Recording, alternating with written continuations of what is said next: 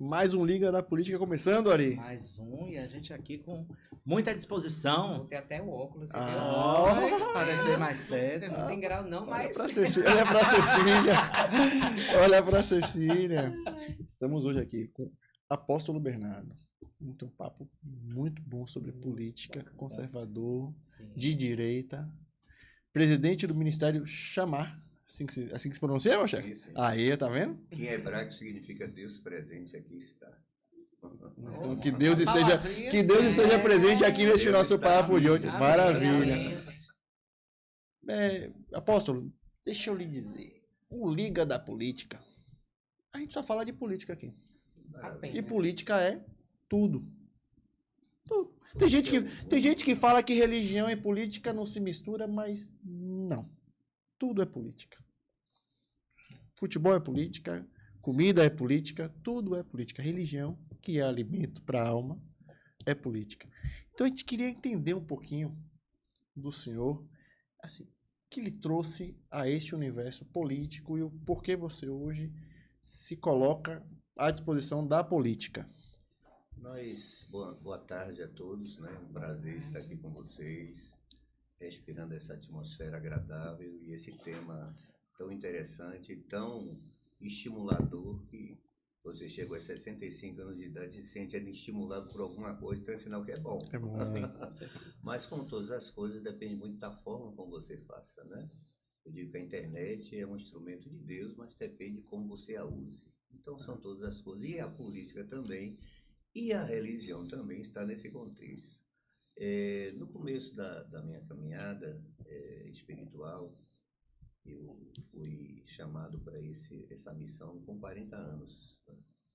E me descobri em coisas novas e que descobri também que a vida só é interessante quando você consegue migrar o seu olhar de dentro de você para o outro. Né? E isso deveria ser uma regra também na política, como na verdade é na sua essência. Você olhar para o outro, você ser um instrumento para levar vida, para levar qualidade de vida, para levar esperança. Essa é a regra, né? Regra. Poucos praticam, né? É a regra. Então, acredito que a palavra conservador é você voltar às regras, né? De fato. Mas, e eu me desinteressava desse ambiente, até por conta de algumas situações, por conta de algumas pessoas, por conta de promessas que já nunca são cumpridas e também dentro do nosso meio evangélico, nós tínhamos alguma dificuldade de acessar algumas ações sociais porque dependíamos da política e de política para algumas coisas, principalmente o espaço da cidade, né? E aquilo foi atraindo algumas pessoas também que estavam fazendo política e eu comecei a perceber que existiam pessoas também que poderiam ser aliançadas conosco nesse propósito. E nós começamos a nos ligar e receber pessoas também para orar por elas e para verberar aquilo que elas se constituíam como defesa de uma sociedade. E a religião é uma extensão disso, né? Nós temos a referência de Jesus que depois, com o tempo, a gente tenta detalhar isso. Mas ele é a minha referência para isso, até para esse despertamento político também.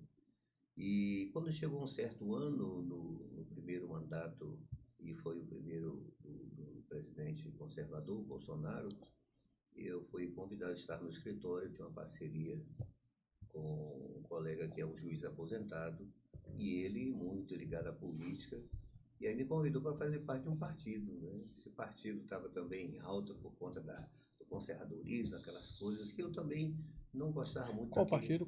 Era o PTB. Foi o primeiro partido literalmente conservador, porque o estatuto, raiz, e esse né? estatuto Aquele mudou partido bastante. Que o seu líder dava tiro, batia na mesa, coisa brava. Roberto Jefferson. Emanando machismo, aquela coisa meio às vezes tóxica. Etc. Exagerado, né? Exagerado. E aí nós fomos como tesoureiro ali daquele de Salvador, da parte que referia ali a cuidar da cidade.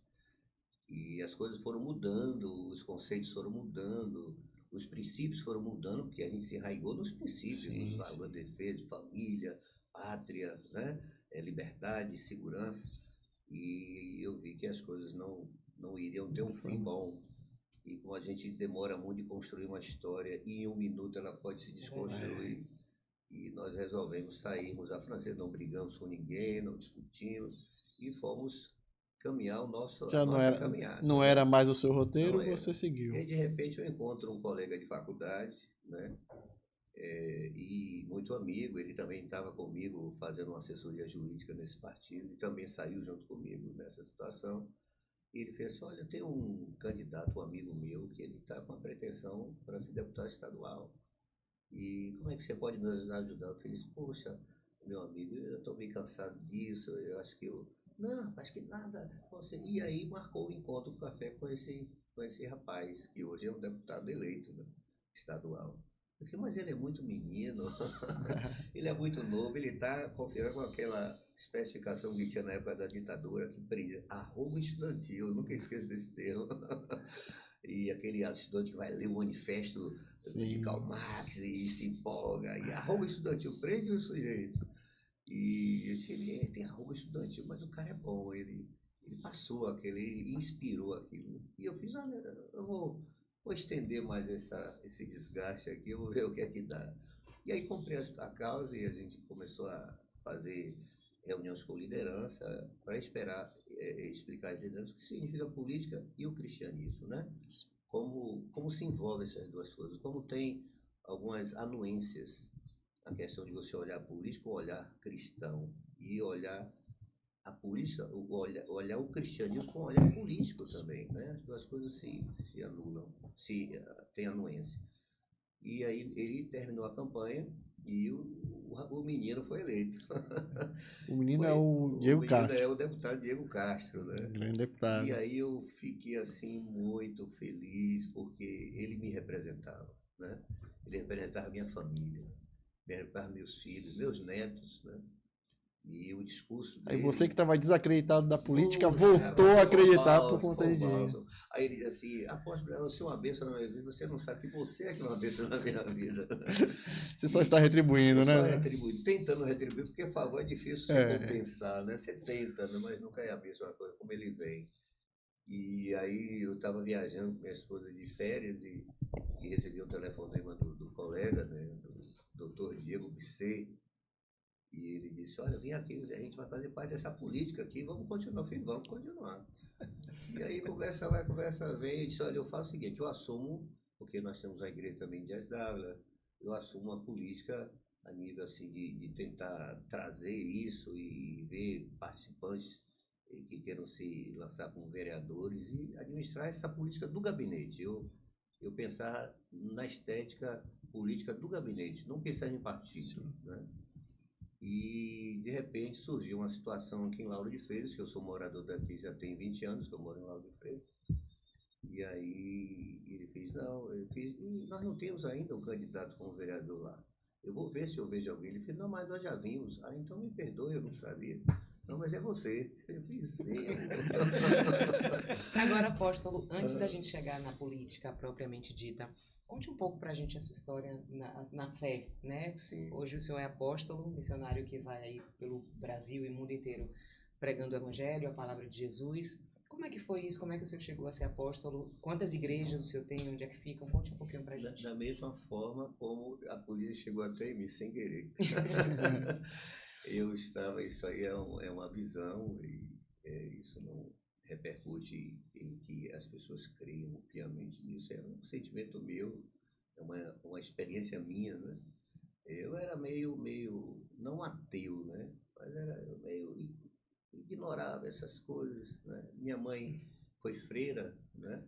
Criou a gente nesse conceito. Meu avô, o pai de minha mãe, foi padre. Com minha avó, ele teve 3 filhos e filhos e filhos. E tem outra história engraçada que posso contar? Pode. Oi, deve, importante Ele foi é isso. vigário de um arraialzinho aqui que está ligado à cidade de Entre Rios, chamado Subaúma. Sim. E lá tinha uma capela e ele ia prestar serviço uma vez na semana, atender lá os fiéis. E conto essa história, é uma piada.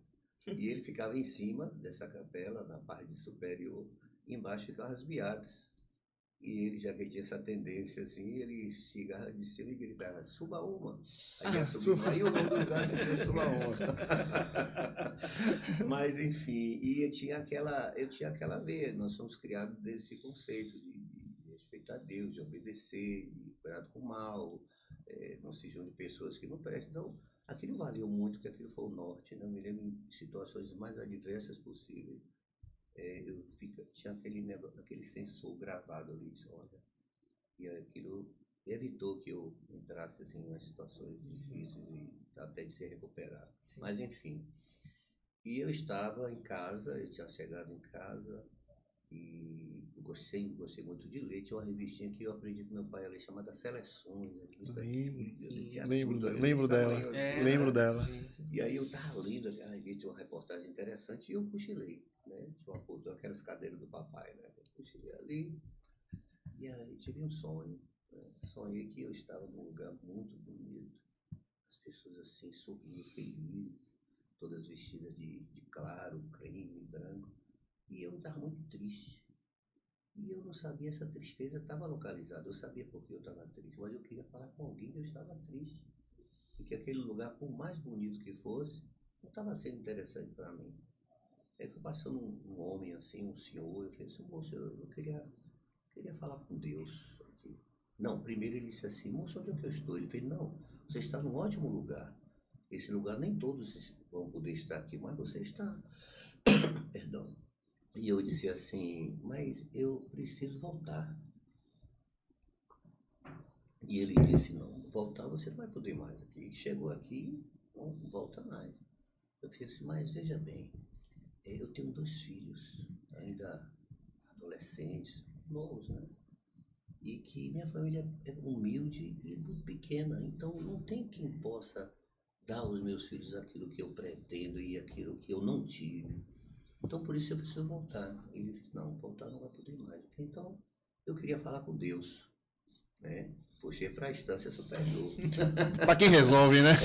Já foi para quem resolve. O STF. E aí ele disse, não, com o Senhor você não pode falar. O que é que você queria? Eu falei, pois é, estou lhe dizendo, eu queria voltar. Então fique aqui que nós vamos conversar com o Senhor, o termo que ele usava era esse. E vamos voltar para dar resposta. Creiam vocês que esse cochilo não durou mais de 3 minutos. Mas para mim era uma eternidade aquilo ali. E o homem não voltava. E eu, meu Deus. Daqui a pouco veio um homem com outro já, né? Vizinho, o negócio ficou difícil, já vem 2. Já vem 2 para dar Eu notícia. disse, olha, falamos com o senhor, ele disse que você vai voltar. Eu fiz, tá ótimo, tá, fique alegre, vai eu. Ele disse, mas vem cá, tem algo aí.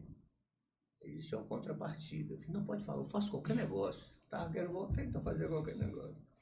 Ele disse, tem uma obra dele lá embaixo, você vai ver. Eu falei, não faz, sei lá o que é obra, eu faço qualquer negócio, eu quero voltar, tá certo. Eu aí acordei. E com aquele livro assim, aí tive ali uma paranoia, né? Gritei em casa, né? Como é meio valente, né? Até essa hora aí. Até essa hora. Aí Rita chegou, o que foi que aconteceu? Eu falei assim, eu morri, Rita, eu morri.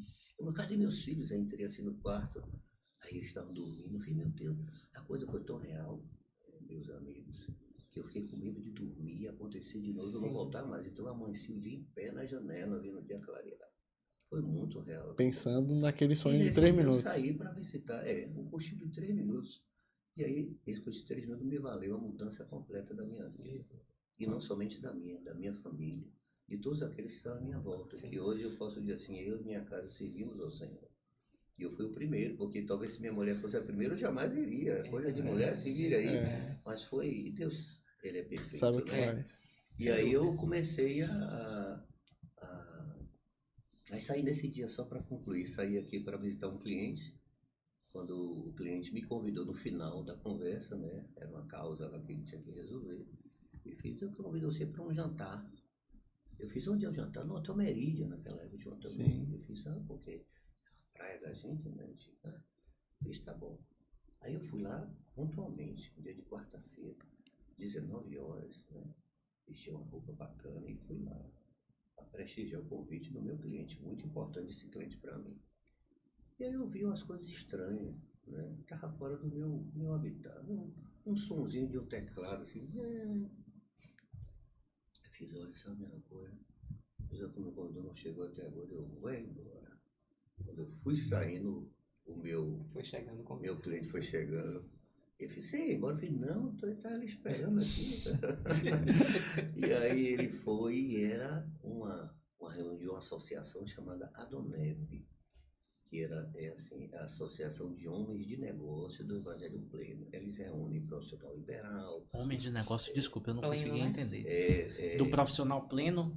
Não, é assim, é a Associação de Homens de Negócio do Evangelho Do Pleno. Evangelho Ah, Pleno. Só que o meu cliente não falou evangelho, porque se ele fala, eu jamais iria. Eu era muito cético, né?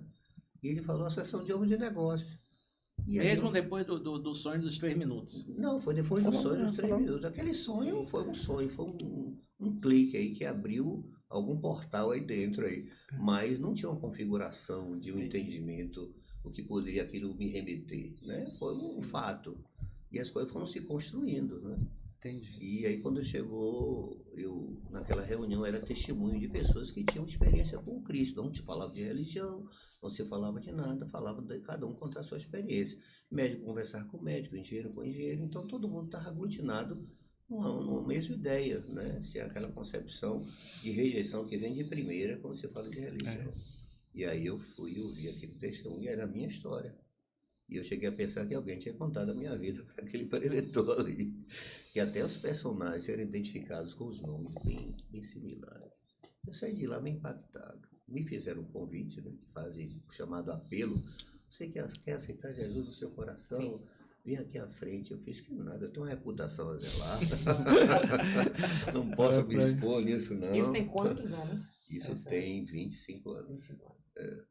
E aí, quando chegou depois, eu saí de lá e pronto, o pessoal começa a te ligar, aquela questão do contato. É. E aí vai ter reunião hoje. Olha, eu só não matei minha mãe, minha mulher, bem que eu queria matar minha mulher naquela época, mas Que não, morreu, né? mas não Entendi. matei. E meus 2 filhos, mas matei minha O mãe. Minha avó resto. morreu 3 vezes, toda hora eu Foi matava mesmo. minha avó. Toda hora Mas tinha a mulher desculpa. todo dia Toda hora tinha desculpa. hospitalizada. Carro também, né? virava, carro furava pneu. E chegou um dia, 9 meses depois. né, 9 Nasceu meses até uma depois, criança, né? Depois de 9 É uma meses. gestação. Foi a né? gestação.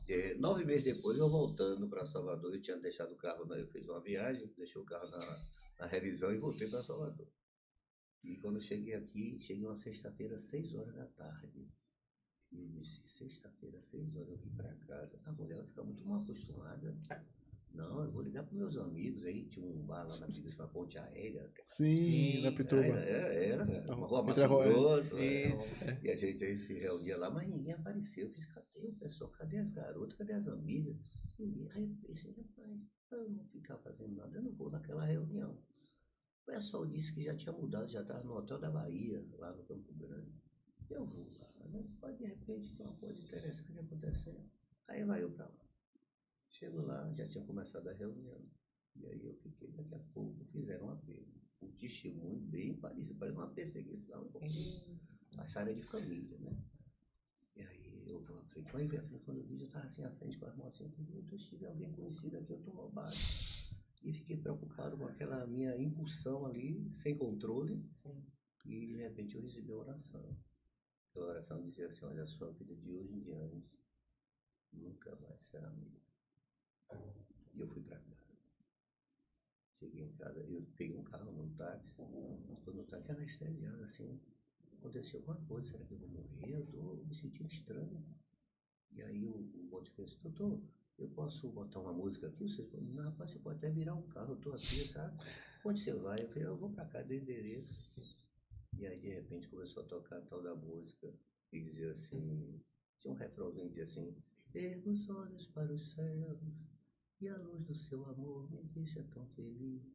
Se jamais acreditei, perdoa-me, Senhor, pois hoje eu te encontrei. Aí eu desabei lá atrás, desabei, meu Deus, que aquilo era um choro que eu não queria controlar. E o motorista dando que levar para o hospital. Eu disse, não, moço, eu quero ir pra casa. Vamos mudar o roteiro? Vamos voltar para casa. Cheguei em casa, quando eu abri a porta, 9 horas da noite, de sexta-feira, minha mulher fez assim, meu filho, tá com febre, alguma coisa, o que aconteceu? Eu fiz assim, eu fiz um negócio aí. Aí ela, o que foi, pelo amor de Deus? Aí os meninos já saíram na sala assim, preocupados, porque a gente discutia, às vezes eles ouviam. E aí eu tomei uma decisão na minha vida. Qual foi que eu aceitei Cristo como Senhor da minha vida? E o homem lá falou que a minha vida de hoje em diante nunca mais ia ser a mesma. E aí foi aquilo tudo que aconteceu. Eu mentia muito em casa para ir para a rua, e eu começava a mentir na rua para ir para casa. Você está onde? Eu tenho um esquema aqui, eu falei, rapaz, eu estou em Itabuna, eu estava em casa. Tava em casa. E aí as coisas foram crescendo. Com um ano eu já estava me propondo a me batizar, né? O batismo da consciência, né? Sim. O batismo da decisão. Eu decido, eu estou consciente daquilo que eu estou fazendo. E aí nós dois juntos fizemos esse ato. E depois do batismo, um ano depois do batismo, nós estamos sendo separados para pastorear uma igreja do bairro de Mussuruna. Você e sua esposa, no E caso. minha esposa. Lá em Mussuruna, os meninos eram adolescentes, acompanhavam a gente, né? Hoje são pastores, todos dois. Ah, Um é dentista, o outro é a casa psicólogo, toda, casa né? toda. Você- Se tivesse um cachorrinho também, tá dando amém aí. no lugar do batismo. E assim mudou tudo porque a gente consegue se descobrir e se olhar de verdade. Isso, a palavra de Deus é interessante porque ela faz com que você se olhe de verdade. Mesmo que você não goste, você sabe que você é aquele ali e existe algo melhor para você. Uma proposta de vida melhor. Jesus disse assim, eu vim para quem tem vida e vida é abundância. Então, há um mérito para isso. Há um propósito, há um benefício, há um ganho, né? E eu não faço nada para perder. Né? Aí eu via fazendo aí, vocês também acham um cara de bobo? Não, você não tem cara. Pois é, eu não sou bobo, então eu não faço nada para perder. Então, Cristo é essa especialidade dessa oportunidade, não somente aqui terrena, mas eterna. Né? Ele diz que assim no céu como na terra, a oração que meu Deus ensinou. E assim a gente começou a desenvolver um projeto, e aí já abriu outra igreja na cidade de Cajazeiras, né? Assim, Cidade, E quase um país. quase um país ali, elege, o Dedé já elegeu o presidente, né? Que não seja de esquerda, por favor. E aí, resultado, e aí a gente começou a sentir essa necessidade. E quando eu fui chamado para a obra, eu estava desempregado. Eu estava uns 7 meses em uma oportunidade, mas não tinha, mas aquilo não era problema para mim, porque meu coração estava voltado para aquilo. O carro andava sem gasolina, a gente trocava almoço pelo jantar, vamos comer carne, aí a gente mordia a língua, porque não tinha carne, tinha que morder a língua. Mas assim, todo mundo conectado, então não tinha reclamação, não tinha murmuração, estava todo mundo feliz. Eu fiz, isso era com acomodação? Não, isso é um estado de felicidade que não é uma felicidade, digamos, pontual, nem material, nem emocional. Mas é uma felicidade que vem do alto, que a gente não só compreende quando a gente sente. E aí, de repente, 5 meses depois dessa obra, fazendo com pessoas vindo, pessoas precisando de ajuda, e a gente não sei como conseguir extrair isso, uma força que não era nossa. De repente, Deus abriu a porta de um trabalho, que foi uma empresa. Que eu abri essa empresa onde eu tive toda a conquista do meu patrimônio, onde eu consegui dar os melhores estudos para meus filhos, onde eu consegui assim honrar, né, a minha família e ser honrado também, porque Deus nos honra mesmo. Sim. E passou um certo tempo, depois todos se formaram e eu ouvia uma voz divina, que é uma voz muito gostosa, mas que diz assim, de repente, às vezes, para você, pare, e chega, né? E eu entendi por que ele pare. Aí fui fazer direito. Fui estudar direito, encontrei o nosso amigo aí na faculdade, não gostava muito de estudar não, mas tinha um amigo que, olha, aconteceu isso. E depois ele recebeu essa compensação, sem ele saber porque ele estava compensando, mas a lei da semeadora ela é perfeita, né? Sim. Você vai colher aquilo que você planta. é verdade. E me formei no ano de 2017. E de lá eu já saí direto para um escritório de 2 professores que já me chamavam para ir para ali. E de repente a gente descobriu a expertise, aí começou a entrar cliente, aquela coisa toda. Eu comecei a me empolgar, mas sem perder o link da minha verdadeira identidade. Isso aí, eu sou um pastor. Né? A palavra diz assim: buscar primeiro o meu reino e minha justiça, e as demais coisas serão acrescentadas. Então, aquilo que poderia inverter a ordem seriam as demais coisas, e as demais coisas são passageiras. Né? E aí, como eu não sou bobo, eu já falei para vocês. Aí eu volto de novo ao princípio de uma coisa mais, digamos assim, mais, não eterna, mas duradoura. Né? E a gente se sustentou. Aí veio a política, assim. Como É isso. E apóstolo, a política chegou. chegou a ela, né? Demorou, Você, mas chegou. não, mas é isso, você chegou nela. Mas aí eu queria só tentar frisar uma coisa. Para ser político de direita, para fazer política de direita, precisa ser cristão? Ou ser conservador? Ou caberia Para fazer uma política de direito. de direita? Um dia desse me perguntaram a questão da religião com a política. Pessoal, a religião é uma coisa pessoal. Sim. Cada um escolhe a sua, né? Como uma roupa. Né? Você vê, que estilo é esse? Bem, é o estilo que a pessoa se ajusta, né? E isso em relação a tudo. Essas brigas que ficam o que é de gênero, esquece isso. Né? As pessoas vão se ajustando. Isso. Existe uma verdade que é única, que nunca vai passar. Passarão céus, mar e terra, mas as palavras de Deus jamais passarão. Elas nunca entram fora, saem fora de moda, né?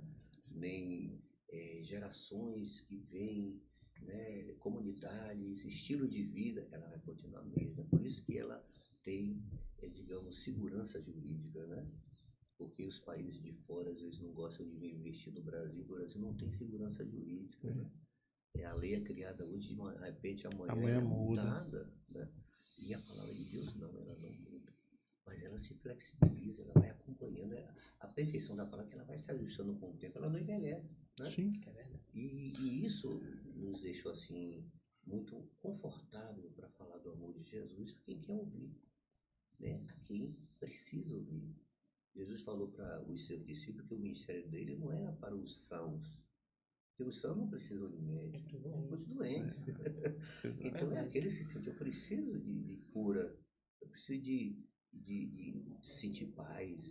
Então ele tem isso, essa resposta, através da sua palavra, né? Através do seu espírito, que não é só uma palavra, é um espírito de Deus. Ele diz que a minha palavra é espírito e vida. Então ela transcende para dentro de nós. E a questão da direita, eu digo sempre assim, não é como alinhar o sentido de ser direita ao cristianismo. O cristianismo se desconfigura quando ele sai desse princípio de direita, né? Que há como entender que a pessoa pode fazer política sem ter uma vertente cristã, né? Se ele faz uma boa política ou uma má política, é uma responsabilidade de cada um, né? Mas uma pessoa que tem uma definição cristã, que tem a transcendência da palavra de Deus, que sabe dos valores, dos princípios, transgredir isso por conta de conceitos de benefício próprio, abrindo mão da sua raiz, do seu cerne, é meio contraditório. E um dia desse eu comentei até com os colegas que me perguntaram, e quanto à questão de direito? Eu fiz a Bíblia de direita, porque ela é conservadora, né? Não tem jeito, não quer conservar. É a leitura mais conservadora que você pode encontrar. E é o livro mais vendido do mundo, Isso. né? Com todo o seu conservadorismo, mas ainda é o best-seller mundial. Então o que acontece? Por ser conservador, será que é um desmérito ser conservador? Né? É um desmérito você ter uma opinião em relação a alguma coisa? É um desmérito você se posicionar diante daquilo que você crê? Não. Né? Mas é uma questão pessoal.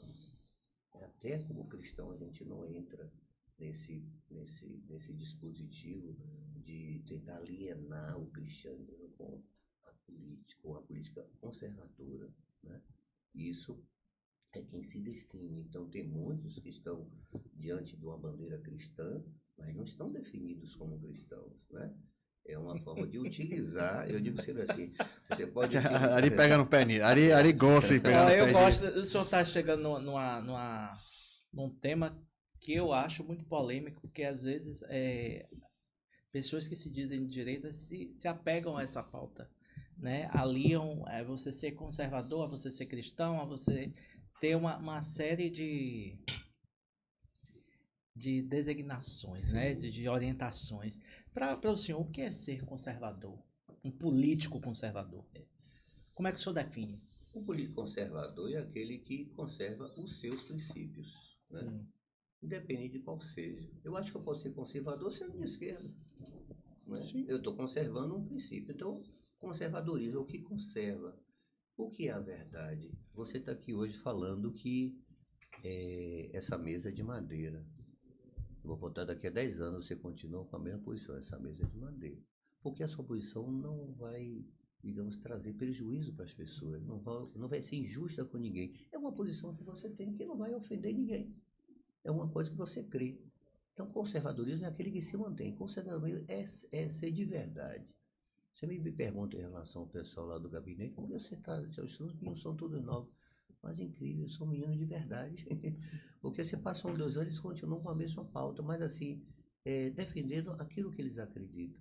Então, se você defende uma causa, você conserva-se defensor daquela causa e perpetua isso, se sente bem com isso, você constrói, você é de direita, mas não é uma direita política. Doença por quê? Porque é Bolsonaro? Porque não, é uma questão sua. Então, eu tenho princípios que eu acredito neles. Você vai num restaurante, você come uma comida boa, né? Isso é a primeira coisa que você faz, né? Mãe, restaurante tal, comida boa, eu desse ele leva lá, né? Meu amigo fulano, você sai espalhando porque você gostou de ver bem.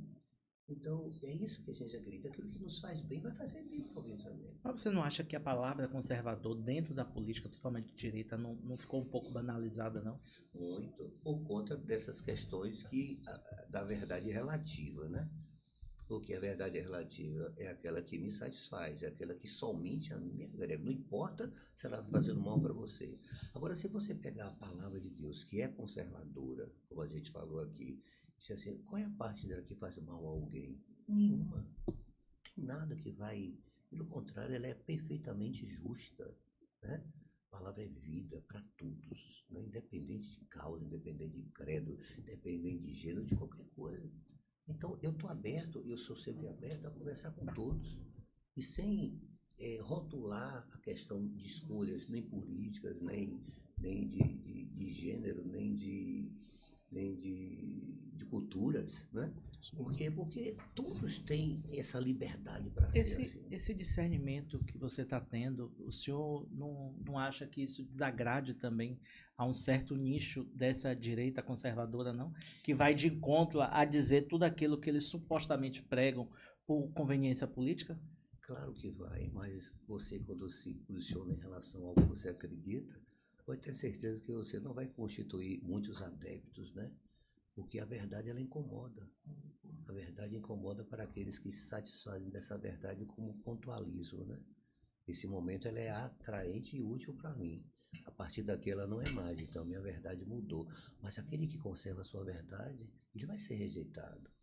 A primeira coisa que eu aprendi a caminhar diante dessa luz, né, que chama a verdade, é que eu não ia fazer muito. Eu tinha mais amigos do que Roberto Carlos. Roberto Carlos tinha 1 milhão de amigos, eu tinha 1 milhão e 1. Né?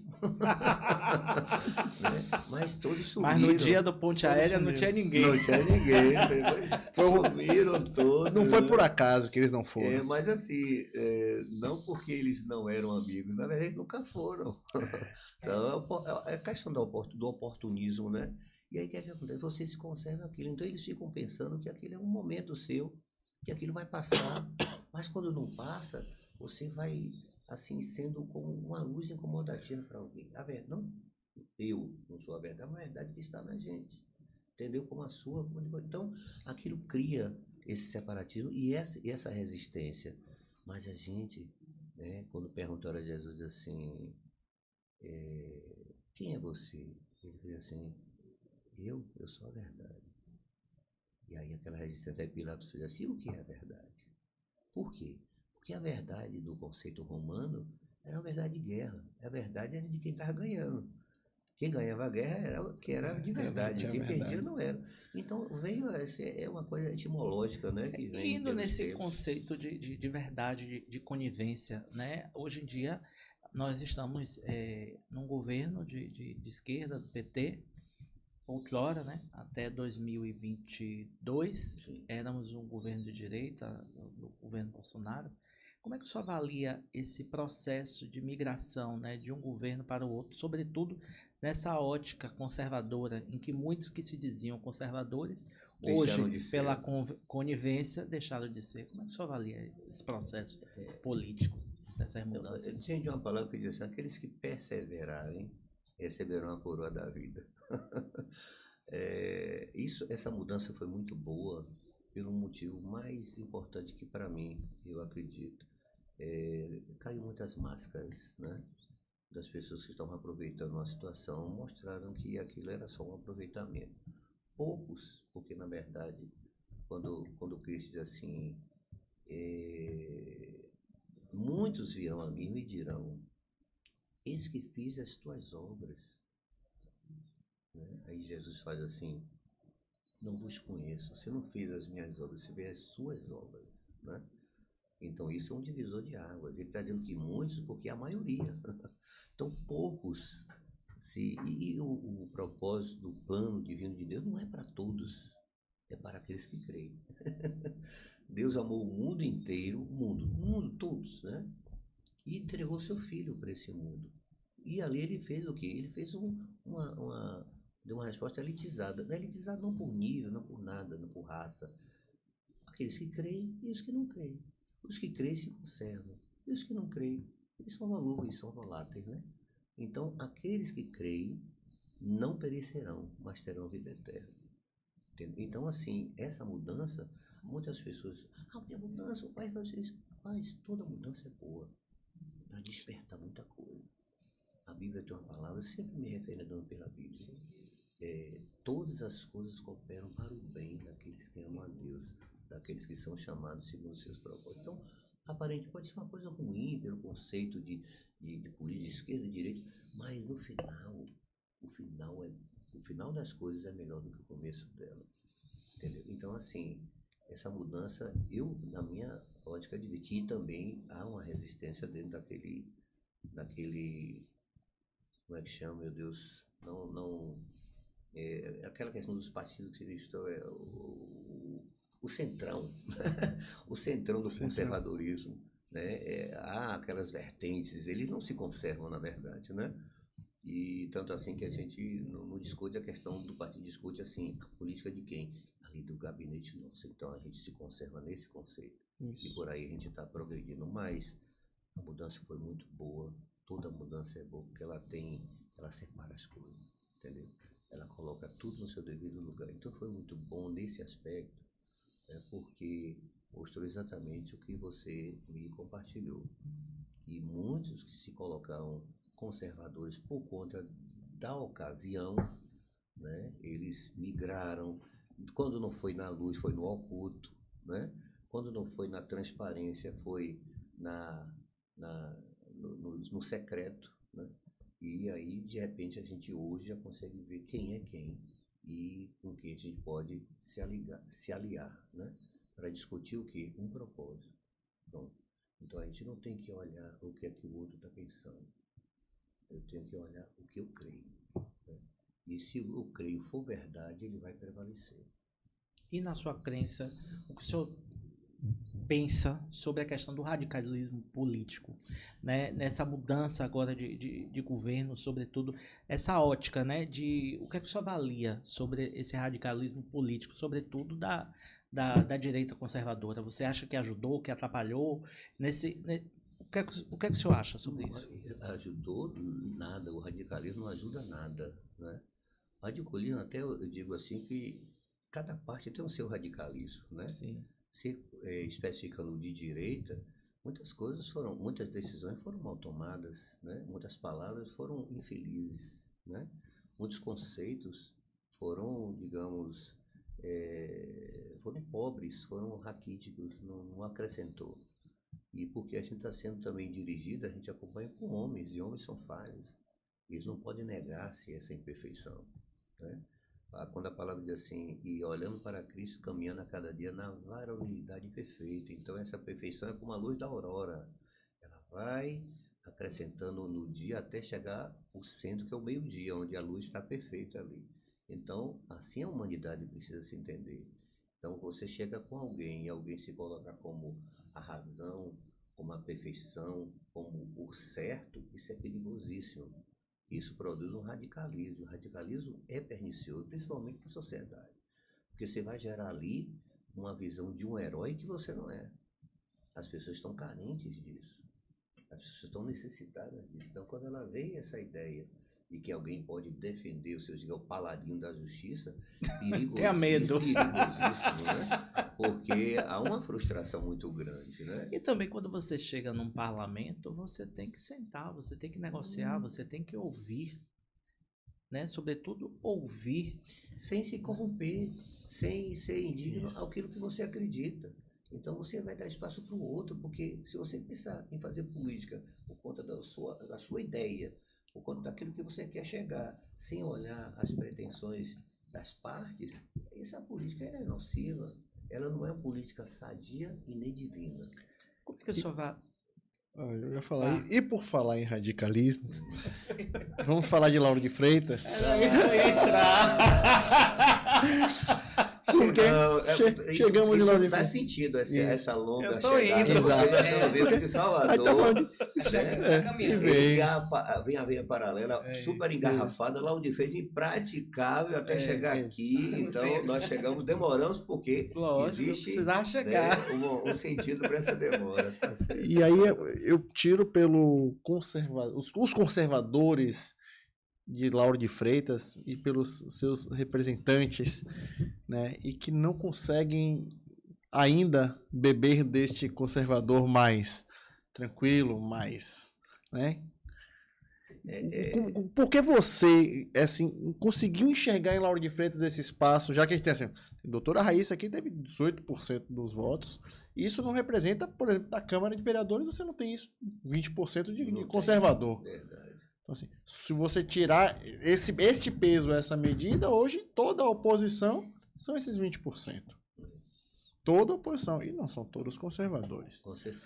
Né? Então, assim, a gente vê muito radicalismo historicamente, né? Eu tô falando de agora, não vou fazer um retrato de quem tá lá, de quem se diz representado pelo conservadorismo, pelo bolsonarismo. Eu digo assim, historicamente a cidade está acostumada com isso, com essa coisa mais radical, essas pessoas que acabam até levando as pessoas a crer que não, conservadorismo é aquele radicalismo. Não consegue ver de outro lado. Como é que por que você escolheu o Lauro de Freitas, além de morar e viver na cidade, e por que você quer trazer esta palavra, esta tranquilidade, mostrar este outro lado conservador que a cidade ainda não conhece? Por que Lauro de Freitas? Eu vejo assim, quando o conservadorismo foi visto de uma maneira tão deprimente, que ele foi mal feito, né? Ele foi mal compartilhado. Houve um mau aproveitamento do que é ser conservador, que a gente deixou claro que não é somente um lado direito, né? É algo que você crê. Então, quando você não conserva aquilo que, na verdade, deveria ser conservado, porque é uma coisa que você crê, você abre brechas para uma incredibilidade, né? Diante daquilo que se chama pretensões. Eu não tenho nem conhecimento de quem é conservador aqui em Lauro de Freitas, ou quem é de direita, não tenho. E assim, não tenho muito interesse em ver isso, não. Porque alguns batem no peito e falam, sou conservador, mas eu interpreto o conservadorismo do jeito que ele quer. Mas a não é árvore bem se assim. conhece pelo fruto. Isso. Né? Então, quando você vê o fruto desse conservadorismo, você vai ver que aquilo está distante da sua proposta. Então, digamos assim, o que é que eu penso? Eu não penso somente em trazer uma veia, um entendimento mais claro sobre o que é conservadorismo. Isso não é a minha pretensão. Nem é o que eu entendo. E muito menos o que o meu grupo também coaduna. Né? O que nós vamos tentar aqui apresentar diante dessas conversas até chegar o momento sugestões de trabalho. Né? E essas sugestões de trabalho, o que é uma ideia conservadora? A gente vai... primeira coisa, conservar. O que é que a gente conserva? A fonte. A fonte. Porque você não vai consertar o rio, você vai consertar a nascente. Isso. Né? Então, a fonte de uma sociedade hoje, cidade de Lauro de Freitas, são as empresas, são os empresários. Né? O que é que a gente pensa nessa ideia de conservadorismo? Criar situações que atraiam essas empresas, né? E essas empresas se estabilizarem também, não se estabelecerem, e aquelas que estão se estabilizarem, né? Sim. Diante de uma série de conselhos, fins, aquelas coisas para poder as empresas continuar. Hoje, o grande propósito do direito comercial é que as empresas continuem, não é matar a empresa, né? Fazer com que ela Que infelizmente é uma respire, realidade pior do que a gente gostaria, né? mas não seria a norma isso. Exato. E olhando isso para onde? Para os empresários? Não, olhando para a sociedade. Porque quem é que gera impostos? Quem é que gera emprego? Não quero pensar, nem nós pensamos fazer aquela ideia, olha, emprego e renda, aquilo já é uma política falida, isso não existe. Né? Que nós temos uma proposta, é um projeto. E esse projeto é conservador. Né? Quantas coisas que trazem, que eu acho até meio pejorativo para a ideia do conservadorismo, aquela questão de religião, de não sei o quê, de discussão, isso é descartado. Isso é uma roubada de tempo. Acho que a pauta ideológica ela fica muito mais na eleição nacional. Nessa fica. Municipal, ela... Não, é porque hoje eu digo assim que talvez tenha sido uma falha de uma assessoria na gestão anterior do governo federal, que não deu atenção muito a essa questão da base das cidades, entendeu? E hoje não, hoje as pessoas despertaram e disseram, não, vamos cuidar da cidade, vamos tentar rever ali na nascente. Então a fonte é a cidade. Onde tudo se constrói. Até no discurso ali nas praças de Atenas, por Aristóteles, eles falavam sobre a cidade, o conceito era a cidade. Né? E Atenas ficou famosa por conta dessa convergência, né, do discurso filosófico para dentro da realidade de uma cidade, em todos os conceitos falando. É isso que acontece muito na cidade de Lauro de Freitas. As pessoas, os políticos, os vereadores locais que você tá vislumbrando a Câmara de Vereadores, eles têm que puxar essa pauta nacional, essa briga do A e do B, e desistem, não esquecem de falar dos problemas locais. Então, assim, falta espaço para você discutir as coisas que de fato fazem uma cidade andar, como destravar, por exemplo, uma via importantíssima. E a discussão é conservador? Não é? É direita, é esquerda, é azul, é vermelho? Então, assim, quando a discussão é essa... Mostra que não tem interesse. Se existe isso, eu não vi ainda. Eu posso estar, digamos, até pecando em dizer que não existe, mas... Eu não vejo. Não existe uma audiência pública para se discutir assuntos da cidade. Você entendeu? Sim. Então, isso deve ser uma questão de uma pauta dos vereadores em si, do município. Provocado pelos vereadores, do gestor, com certeza. Né, para trazer isso à baila. E isso ainda está muito aqui. Eles estão discutindo, você viu, né? Lá na Câmara, aquelas coisas deprimentes. Infelizmente. É para isso que você quer? É nisso? Como é que você, com toda essa sua experiência, essa sua religiosidade que aflora, que está aqui comandando esse ambiente, que foi uma tranquilidade fantástica, como estamos conduzindo, isso é muito bom. Mas como é que você consegue se ver dentro de uma Câmara que hoje é briga, é confusão? As últimas 3 sessões só foi briga, confusão. Eu não estou conseguindo encaixar você nesse quebra-cabeça. Eu queria entender como é que você está conseguindo se enxergar. Uns anos atrás, dizer o seguinte, você tem uma ideia, quando você faz direito... Paulo, agora eu imaginei aqui. Eu não consigo, eu estou tentando fechar essa conta, Manchete. Você vai ter trabalho, sim. De humor aqui até por favor. Momento, porque é necessário. É importante, porque não tem o humor de verdade. O humor de verdade. Vai encaixar. Mas na hora do vamos ver, eu corro, viu? Sim, há anos atrás, eu imaginava, quando a gente estava fazendo direito, um judiciário maravilhoso, né? Os juízes todos competentes para definir, decidir as demandas que chegam até ele, os advogados também fazendo os seus requerimentos, fazendo as suas defesas, né? Elaborando as suas petições. E, na verdade, quando chega na prática, não é nada disso, né? É um direito adverso. E aí, o que é que a gente faz? A gente cai fora, né? A gente tenta se encaixar também, não. Então, a gente vai fazer o que nos cabe, né? Então, tipo assim, é o que nos cabe fazer dentro de pretensões.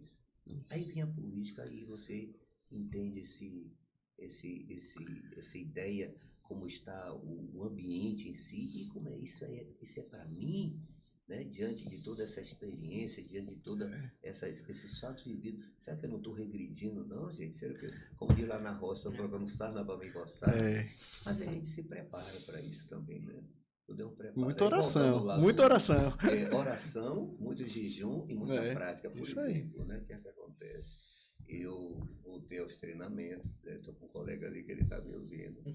Aí voltei a fazer o meu jiu-jitsu. Né? Isso é Ó, tá indo pra importante, isso é jogo. importante. Voltei a Tá fazer- preparado. praticar meu tiro também, que eu já tinha deixado há algum tempo. Voltei e me senti muito bem, é uma terapia bacana, né? Então, assim, eu vou colocar as coisas que precisam ser colocadas, né? A resistência precisa ser Sim. parlamentar, né? Isso. A discussão é fundamental e necessária.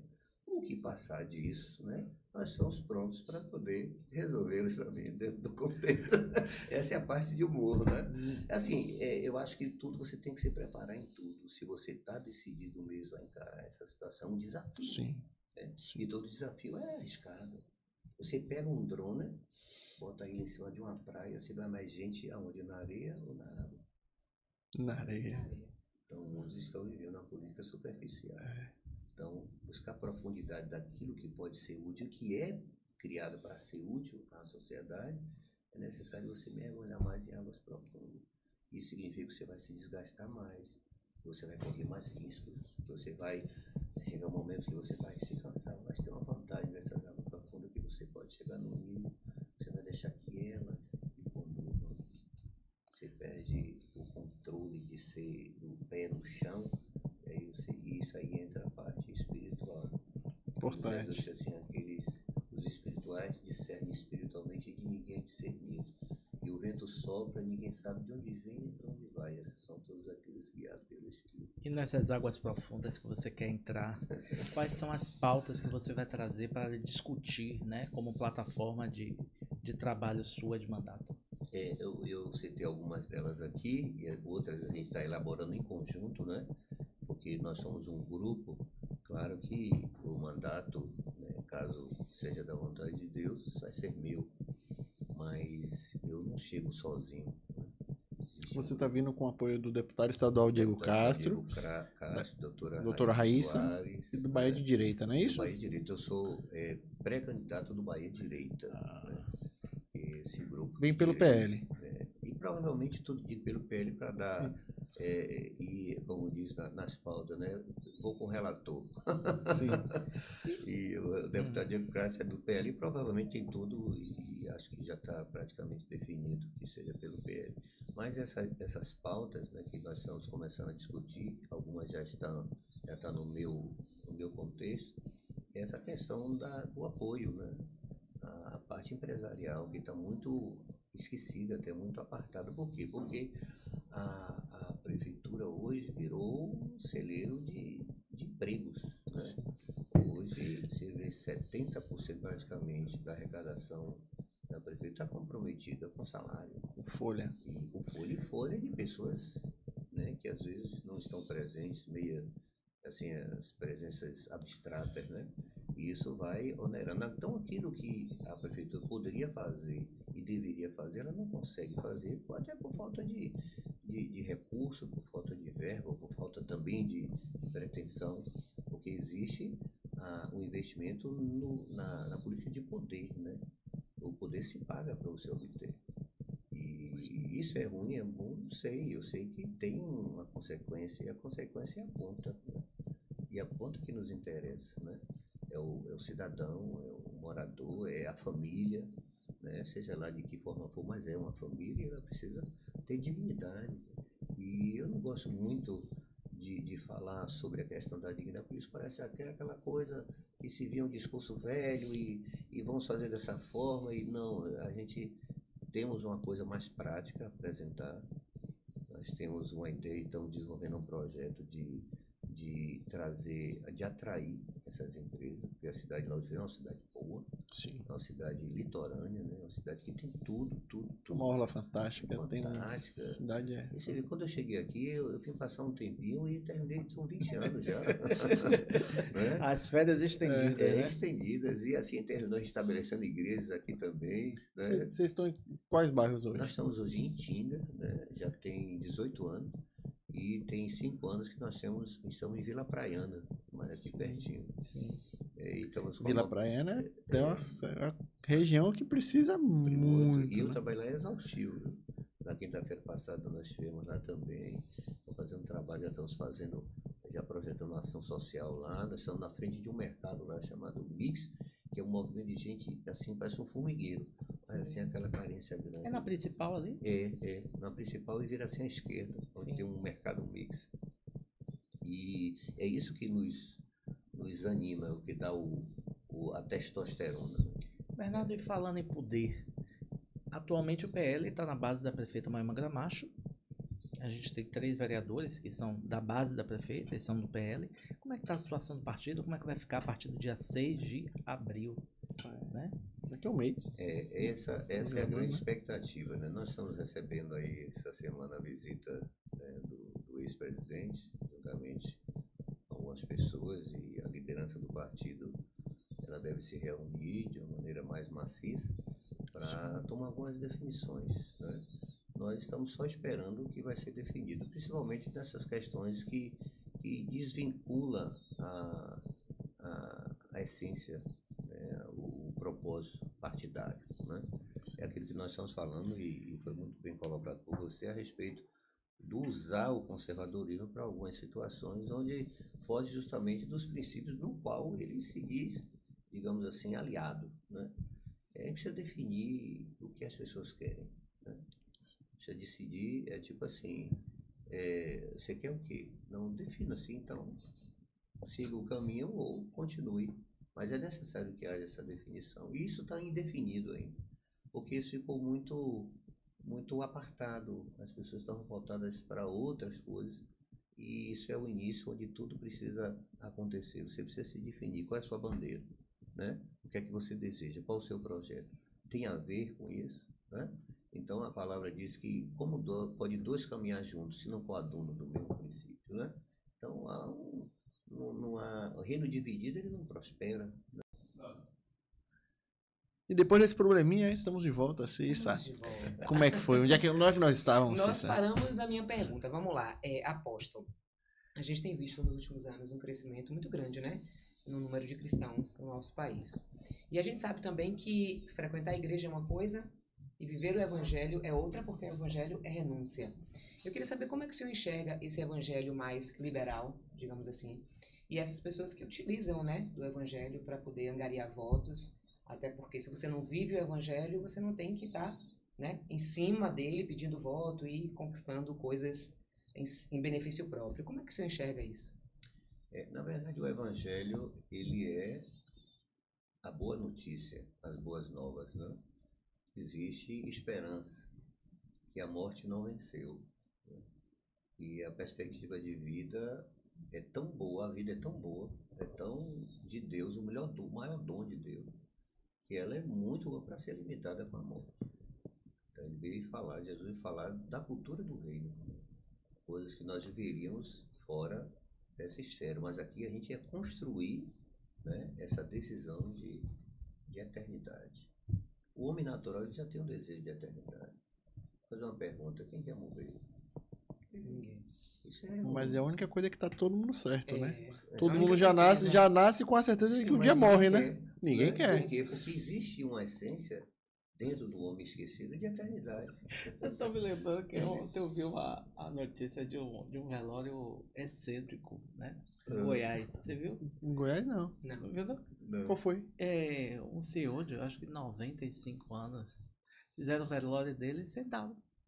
Eles tava sentado, Levaram pro velaram um corpo sentado. Ele morto, sentado? ele morto sentado. Botaram ele lá não era caixão. Sim. Era uma cadeira Um dessa. novo modelo, né? Um novo Uma modelo. cadeira dessa e ele tava lá no Velório local como? do velório. Não vi, não. Sentado. Vou Todo procurar isso. ajustado, né? Pra Não, ficar ele tava sentado. sentado, de Ah, ele perna tava sentado. cruzada, sentado. E Meu eu acho que Jesus. tava assim ainda, alguma coisa assim. Sentado. Isso já tem um prelúdio de eternidade. O cara não quer morrer. Não quer, né? É, o senhor E- falou isso, esse de fato não E queria. aí o que é que acontece com a questão do evangelho sendo pregado e não vivido, né? O homem naturalmente, tendencialmente, ele é oportunista, né? O homem ele é criativo, o homem tem um princípio único de um olhar muito firme para as coisas que ele acha que vai ser melhor para ele. E de repente, diante dessa perspectiva de estar numa igreja, né, ouvindo uma palavra, tendo uma performance para o mundo, para fora, que agora é uma boa pessoa, que agora ele merece confiança, que agora ele tem credibilidade porque ele é cristão, porque ele tem uma Bíblia, que ele se batizou, né? E tenho até uma historinha muito rápida para contar, que um amigo nosso, um pastor, estava evangelizando o Morro da Marta, lá no Rio de Janeiro. E todo evangelho que acontecia naquelas comunidades tem que ter a autorização do dono da boca, né? Do chefe do tráfico. E ele tinha essa autorização e ia. E aí o chefe do tráfico falou: pastor, vem tomar um café aqui comigo. Ele ficou meio preocupado, como é que foi, né? Quando chegou lá, ele disse: olha, aconteceu uma coisa interessante. Esse rapaz aqui, aí mostrou um dos que estava com ele. Deixa eu lhe contar a história dele. Ele me traiu aqui. Eu peguei e mandei ele botar ele no saco, né? Ele foi pro saco e ali ele pediu muito. E na hora que ele pediu não me mate, Deus falou no meu coração, o traficante falando, né? Deus falou no meu coração e eu resolvi dar uma oportunidade a ele. E falei para esse soldado aí para levar ele e deixe ele dentro de uma igreja. Mas leve direito para a igreja, porque se ele não se converter, eu vou matar ele. E levou para a igreja e tá o cara lá, o chefe, ele está aqui na igreja. 10 minutos depois, chefe, ele está se arrastando aqui até o altar. Chefe, ele está chorando muito, chefe. 1 hora depois ele ainda está chorando muito. Aí veio, ele se converteu e tá. Ele agora está aqui, ó. Ele é o nosso missionário. É o Renasceu, nosso missionário. ele O cara do renasceu. tráfico diz: nós Ele temos um renasceu. missionário aqui que é ele agora.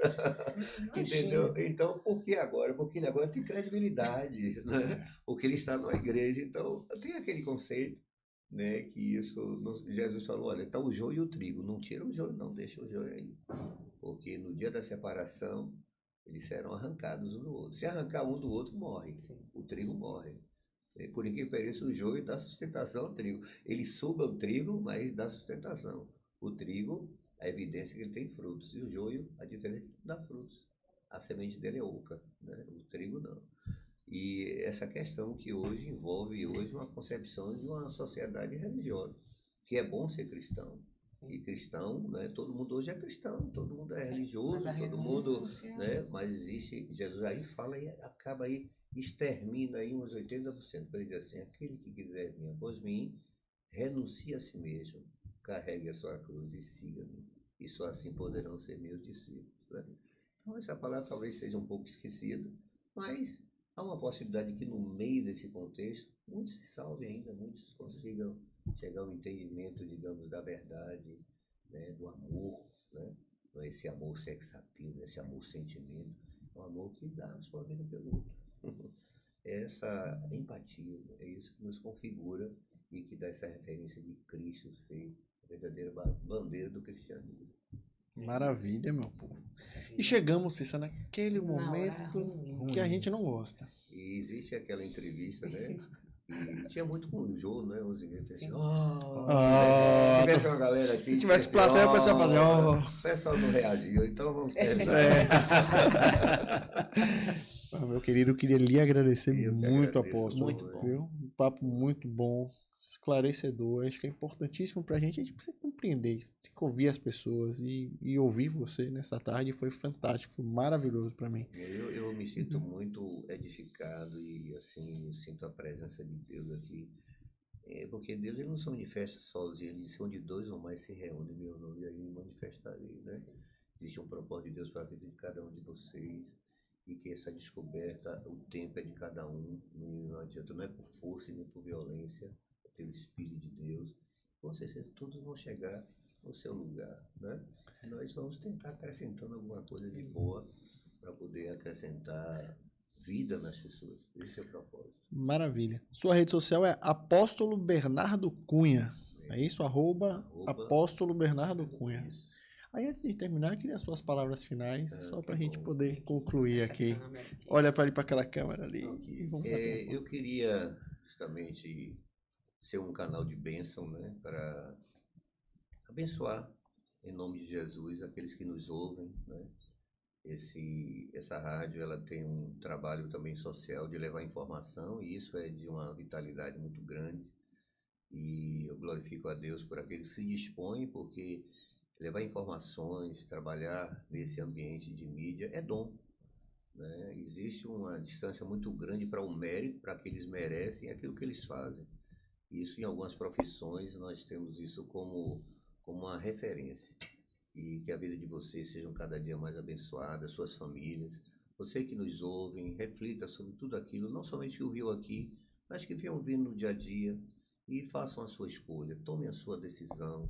Vocês têm liberdade, têm o poder de escolha, porque o que Deus deu de mais maravilhoso através do seu amor, Ele nos deixou escolher. Nós somos livres para escolher, né? Então, exerçam a sua liberdade, exerçam o poder que Deus deu a cada um de vocês. Que Deus abençoe cada dia mais, a cada dia, e que creiam, a esperança ainda é uma resposta. E nós não podemos desacreditar que o melhor de Deus ainda está por vir. Deus abençoe a todos. Amém. Em nome Amém. de Jesus. Maravilha, meu povo. E por aqui vamos ficando. Vamos. E até a Obrigado. próxima. Muito obrigado mais uma Obrigado. vez. Tchau, Seja tchau. Até a próxima, bem-vindo. pessoal. Tchau, gente.